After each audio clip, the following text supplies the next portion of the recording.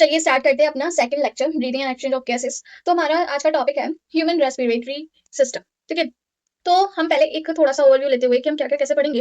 तो देखो, ये आपकी नाक होती है, नाक से शुरू करते हैं हमें। तो आपकी ओपनिंग्स होती हैं, आउटर ओपनिंग्स, मतलब कि एक्सटर्नल नोस्ट्रल या फिर एक्सटर्नल नियर्स, अभी आगे पढ़ेंगे बाद में। ठीक है, फिर इसके बाद आप अंदर जाएंगे, एक पैसेज, नेजल पैसेज। पैसेज का मतलब ही क्या होता है? अरे भैया, पैसेज का मतलब ही क्या होता है?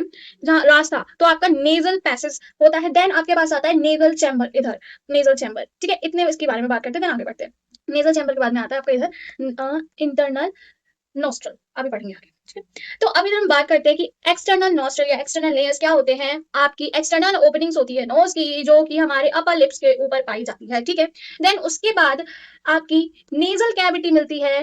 क्या मतलब नेजल कैविटी कब मिलती है? जब पहले एक रास्ता आता है बीच में, नेजल पैसेज, उसके बाद आपको मिलती है नेजल कैविटी या फिर बोले नेजल चैम्बर। ठीक है, नेजल चैम्बर में आपके फाइन्स हेयर होते हैं छोटे छोटे से। ठीक है जी, और म्यूकस होता है, म्यूकस। ठीक है, ठीक है, क्यों होता है? क्योंकि डस्ट पार्टिकल्स को ट्रैप कर सके हमारे पास थोड़ी प्योर हवा, बहुत वैसे भी गंदगी है और ज्यादा ना जाए, इसलिए रोक सके। ठीक है, उसके बाद अब इसके बाद क्या है? नेजल चैम्बर के बाद it's lead to pharynx via a pair of internal nostril या फिर इंटरनल नियर्स।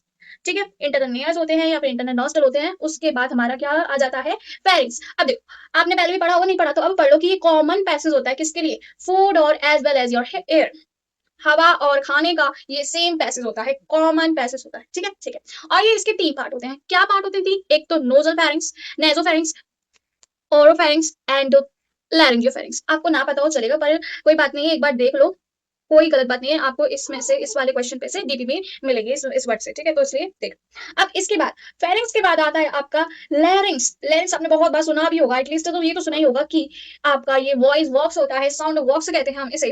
ठीक है, जो कि 9 कार्टिलेजियस से मिलकर बना होता है। इसमें इस 9 कार्टिलेजियस में से हम एक कार्टिलेजियस पढ़ते हैं, इसका उसे कहते हैं एपिग्लॉटिस। क्या बोलते हैं? एपिग्लॉटिस। ठीक है जी, जो कि हमारी ग्लॉटिस को कवर करता है। देखो क्या, इधर देखते हैं, ये आपका ट्रैकिया येलो से जो बना हुआ है। ठीक है, अभी के लिए ये जो आपका पिंक से बना हुआ है, ये है आपका लैरिंक्स। एंड इसके ऊपर ये जो उठा हुआ पार्ट है, इसको हम कह रहे हैं एपिग्लॉटिस। ये आपका ग्लॉटिस, ये आपका लैरिंक्स एंड ये आपका ट्रैकिया। तो देखो, आपका कॉमन पैसेज है, इधर देखो, कॉमन पैसेज है ये आपका लैरिंक्स, सॉरी फेरिंग्स। तो अब इधर लैरिंग्स आता है, उधर आपका कुछ इस टाइप से, और ये आपका ट्रैकिया, फिर ये आपका फूड पाइप। अब इस समय कॉमन पैसेज है, एयर भी आ रही है और क्या कहते हैं, आपका फूड भी आ रहा है। कहीं इसमें ना चला जाए, चोक हो जाएगा और आपकी इमीडिएटली डेथ भी हो सकती है, इसीलिए ये कवर कर देता है by the help of epiglottis. अब समझे? तो दोबारा पढ़ो इसे कि that covers the glottis. Glottis समझे ना क्या है इसमें? ये ग्लॉटिस। ठीक है, glottis during the swallowing of food to prevent it entry into the trachea. Simple, कि हमारे ट्रैकिया में खाना ना चला जाए, इसी वजह से प्रिवेंट कर दिया हमने, खाना ना चला जाए। चलो, अब देखो एक बात हो तो सुनो, कि जो आपका विंड पाइप है, मतलब ट्रैकिया जो है वो वेंट्रल की साइड होता है, वेंट्रल ही होता है भाई। एक सिंपल मैंने इंसान बनाया। ठीक है, ठीक है, कुछ मान लो भाई, ठीक है, ये कुछ इंसान है, आगे की साइड। ठीक है, ये है आपका वेंट्रल साइड, इसको कहते हैं वेंट्रल साइड। पीछे की साइड, बैक की साइड है ना, वो होता है आपका डोर्सल साइड, डोर्सल। अब तो समझे? ठीक है, तो उसको कहते हैं आगे की साइड आपका क्या है? Went food pipe, wind pipe है आपकी। एंड पीछे की साइड डोर्सल, हाँ डोर्सली आपकी ये एसोफेगस है, मतलब फूड की पाइप है। ठीक है, सिंपल एज दैट। अब आगे बढ़ते हुए कि हमारा लैरिंग्स खत्म हो चुका है, हम ट्रैकिया के बारे में पढ़ते हैं कि ये और ट्रैकिया के बारे में क्या क्या जानते हैं। देखो, ये तो पता है कि ट्रैकिया आपका विंड पाइप होता है। ठीक है, और ये भी पढ़ा ही होगा आपने शायद से कि इसमें incomplete she shaped cartilaginous ring होती है। नहीं पढ़ा तो अब सुनो, क्या होता है उसमें? इनकम्प्लीट, कंप्लीट नहीं, इनकम्प्लीट। और कैसी? She shaped, she shaped. और कैसी होती है? कार्टिलेजिनियस रिंग होती है। और ये इनकम्प्लीट कहाँ से होती है? डॉर्सरली, डॉर्सरली ये क्या होती है? इनकम्प्लीट होती है। ठीक है, मतलब ये आपका तो वेंट्रल है, वेंट्रल साइड है, ये आगे की साइड है, मैंने बताया अभी कैसे। और ये आगे की साइड है आपके इनकम्प्लीट। आगे साइड तो कंप्लीट है, पीछे की साइड इनकम्प्लीट है, वेंट्रली ये है, पीछे डॉर्सली ये नहीं है, पीछे की साइड ये नहीं है।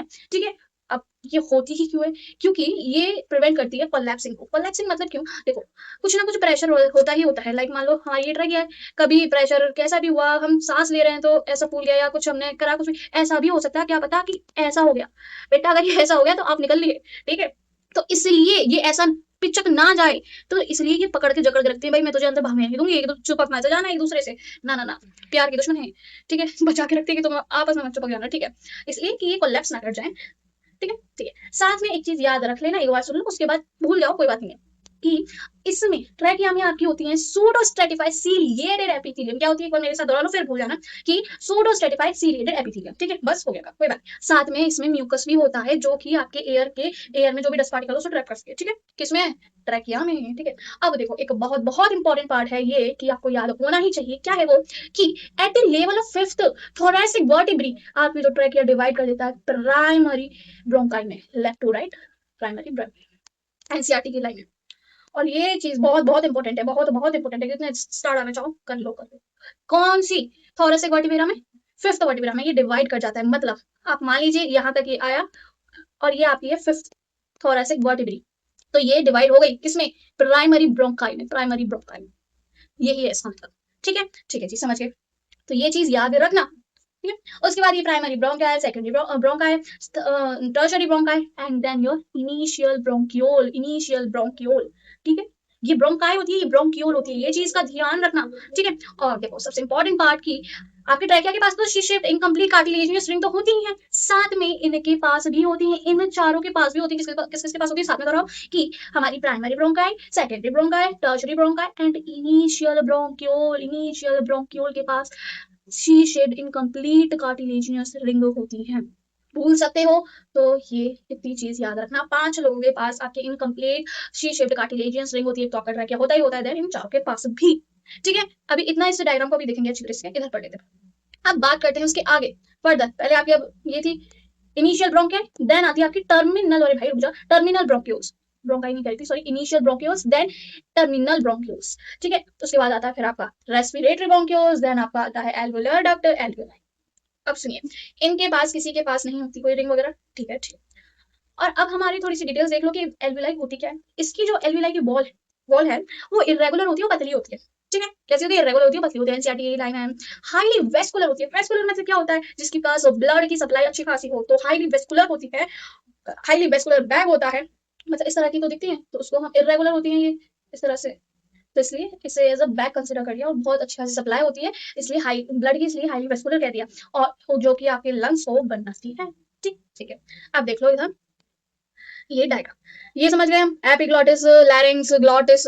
ठीक है, ग्लॉटिस क्या है, आपकी ओपनिंग है ट्रैकिया की। ठीक है जी, फिर ट्रैकिया आपका लेफ्ट एंड राइट में डिवाइड हो जाता है, किसमें, प्राइमरी ब्रोंकाई में, देन फिर tertiary, then sorry secondary, then फिर टर्शरी, देन उसके बाद ये इनिशियल ब्रोंक्यूल्स, देन आपका टर्मिनल ब्रोंक्यूल्स, देन आपका रेस्पिरेटरी ब्रोंक्यूल्स, डिवाइड होते जाते एंड देन फाइनली योर, पर उसके बाद एक और डक्ट आएगी, कौन सी, alveolar duct, and then your alveoli.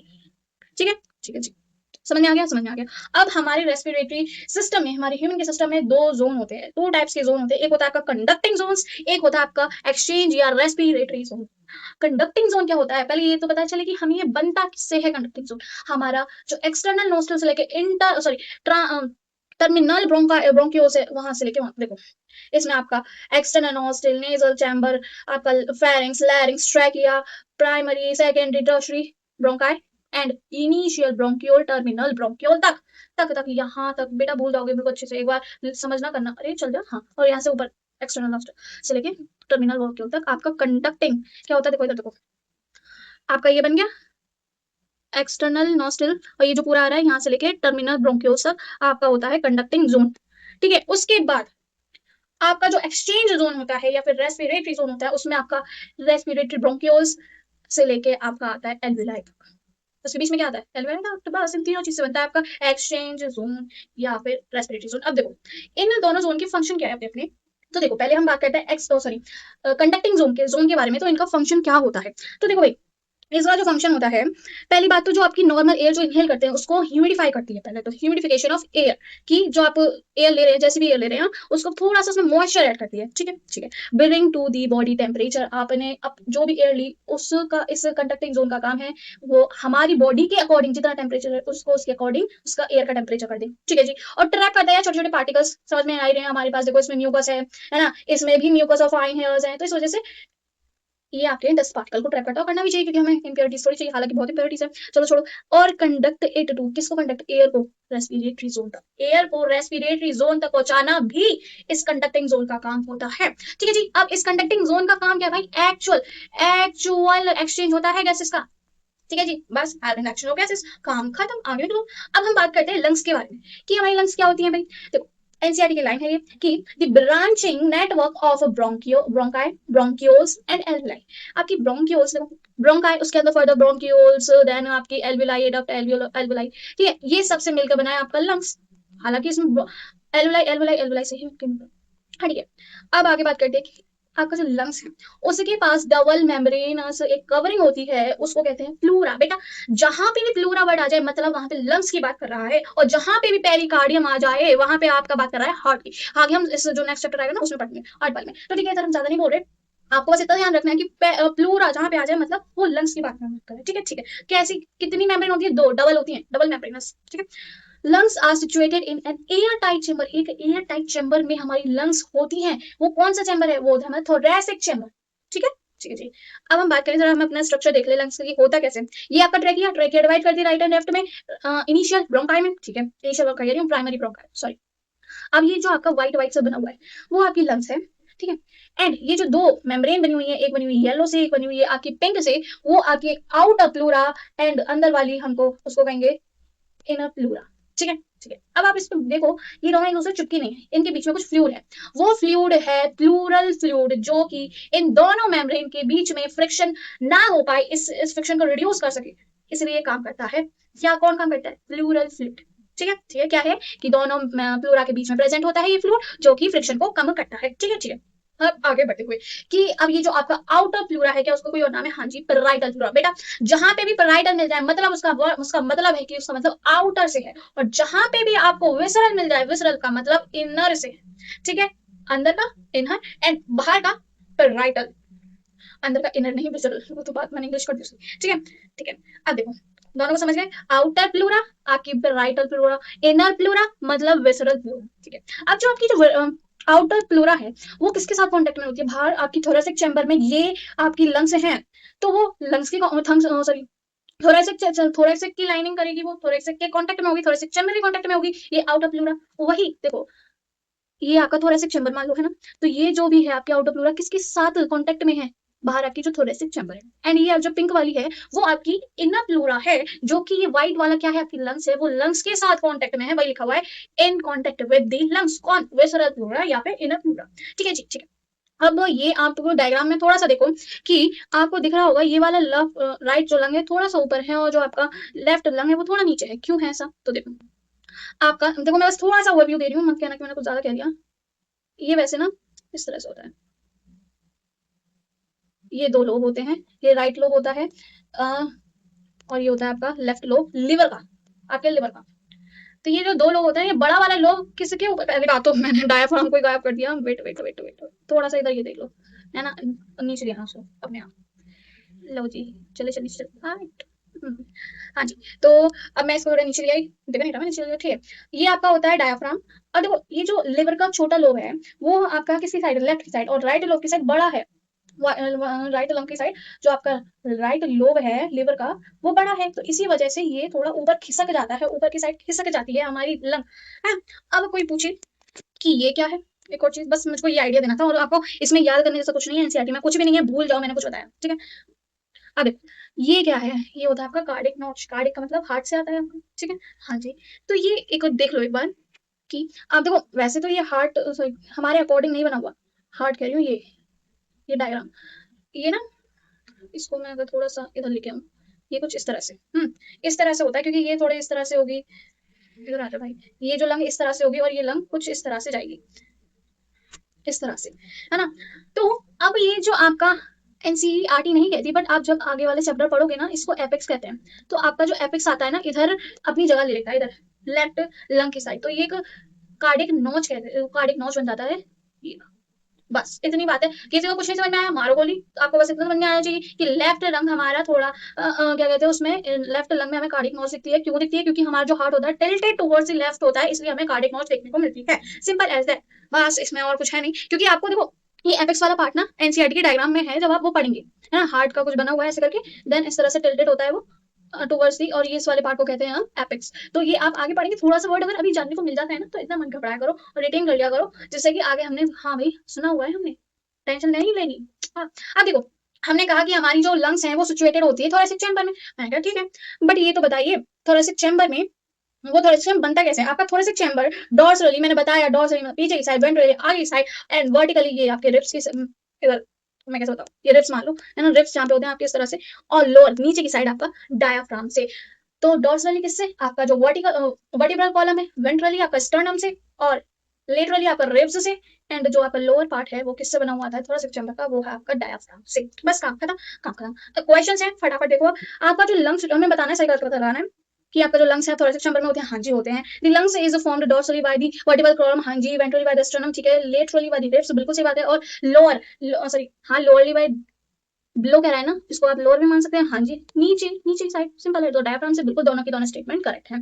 फिर से सही बात का गलत बात पता लगाना है कि the part starting with the external nostril up to the terminal bronchioles, bronchioles consist the आपका कंडक्टिंग पार्ट। हाँ जी, बिल्कुल ये पढ़ा था हमने। अगर कोई ये चीज भूल गया है तो उसका कॉन्सेप्ट खराब नहीं, उसने रिवाइज नहीं करा है, तो रिवाइज कर लीजिए बेटा, और बार बार देखते रहो ये चीज, ठीक है, कि रिवीजन होता रहे आपके सामने। The conducting part transport the atmospheric air to the alveoli, clear it from the foreign particle, humidify and also bring, भाई सारे के सारे उसने वो बता दिए, अनेक पार्टिकल, बिल्कुल सही बात है।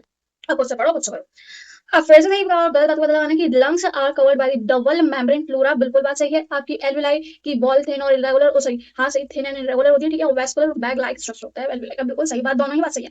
रेस्पिरेशन थ्रू द स्किन, भाई आपने कॉकरोच, सॉरी फ्रॉग वाले में भी पढ़ा होगा, तो उसे क्यूटेनियस रेस्पिरेशन कहते हैं। ठीक है, which of the following site of actual diffusion, मतलब कि एक्चुअल गैस एक्सचेंज हो रहा है कार्बन डाइऑक्साइड और ऑक्सीजन का बिटवीन ब्लड एंड एटमॉस्फेयर, भाई एक्सचेंज पार्ट या फिर exchange zone. Epiglottis helps to, भाई प्रिवेंट कर रहा था वो फूड की एंट्री को। लैरिंग्स ने, देखो इधर लैरिंग्स और ट्रेके दोनों लिख दिया है, कोई बात नहीं है, अगर लैरिंग्स भी लिखवा है तो कोई बात नहीं है। देखो आपका लैरिंग्स ये रहा, उसके ऊपर ग्लॉटिस ये रहा, एंड सॉरी एपिग्लॉटिस है, और ये आपकी ओपनिंग है किसकी, ग्लॉटिस, किसकी ओपनिंग है ये, ट्रेकिया की। तो भाई बात बताओ, अगर ये इसको पूरे को ही कवर कर लेगा तो इसमें कैसे जा पाएगी कोई चीज? तो अगर आपको कुछ इस तरह से दिख जाए तो ये मत सोचना कि ट्रेकिया लिखा हुआ है एनसीईआरटी में, कोई बात नहीं है, क्योंकि वो पार्ट ही होता है किसका, नो कार्टिलेजियस से बना हुआ होता है लैरिंग्स। उसमें से एक पार्ट होता है आपका एपिग्लॉटिस, कलर चेंज कर लो, एपिग्लॉटिस। तो एपिग्लॉटिस को अगर हेल्प कर दी उसने प्रिवेंट एंट्री इन दी लैरिंग्स में, ऑटोमेटिकली प्रिवेंट इसमें भी नहीं हो जाएगी, ठीक है, कोई बात नहीं। ठीक है, आपकी संतुष्टि के लिए इधर में ट्रेकिया भी लिख दिया, सांसरी हो गया आपका। रीड करो और बताओ कि ये एक्स है क्या, ठीक है। X humidify the air to the body temperature, देख गया कंडक्टिंग पार्ट के बारे में बात कर रहा है, आगे पढ़ने की जरूरत नहीं पड़ी, पर एक बार देख लो, clear it is from the from foreign particles, हाँ, एयर को क्लीन करता है। एक लास्ट क्वेश्चन कि आपका एनालॉजी बतानी है आपको। आउटर प्लूरा आपका थोरेसिक से लाइनिंग कर रहा था, ठीक है, तो इनर प्लूरा किससे लाइन करेगा भाई, लंग्स से, बताया था, ठीक है जी। आज के लिए इतना ही, थैंक यू।